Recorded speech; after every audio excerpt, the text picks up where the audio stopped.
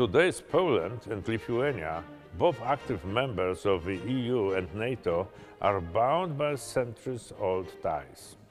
To understand our common past and current strong partnership, we need to look into the history of both states and nations.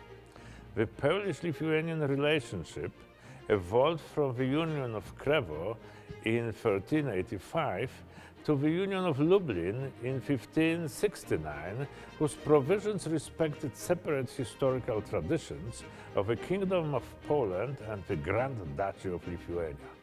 The common state, called the Polish-Lithuanian Commonwealth, was established under one ruler with a common parliament and a coordinated foreign policy, while armies, treasuries and other offices were kept separate and different legislation was respected.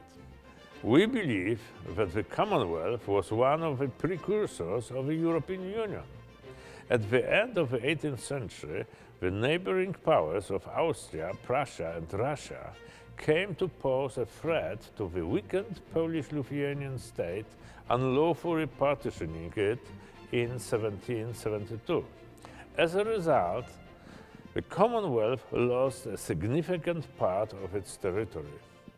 Polish and Lithuanian parliamentarians adopted, during the deliberations of the Great Sejm in 1791, the Governance Act known as the Constitution of 3rd May.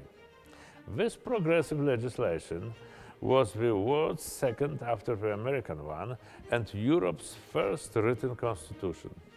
It introduced a tripartite separation of powers and reformed the existing political system, ensuring more equal treatment of all nationalities within the Commonwealth.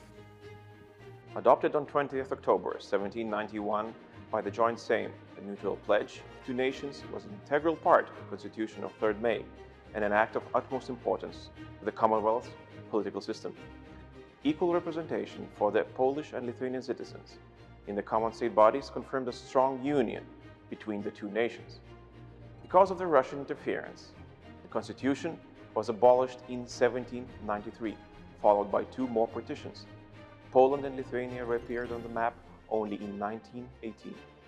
Recalling these two fundamental legal acts, we can proudly say that the leaders of both states, despite all the differences arising from their history, were able to work together effectively at the moment crucial to their existence. A common history of centuries inspires Warsaw and Vilnius to deepen the strategic cooperation. Today, Lithuania and Poland work together in Europe and in the Transatlantic area. We work on important energy and transport projects for the whole of Europe. Together with NATO, we strengthen the international security. We continue to support our neighbors, Ukraine, its sovereignty and territorial integrity. We support civic society in Belarus, striving for freedom and independence. It is a tradition and responsibility arising from our common history.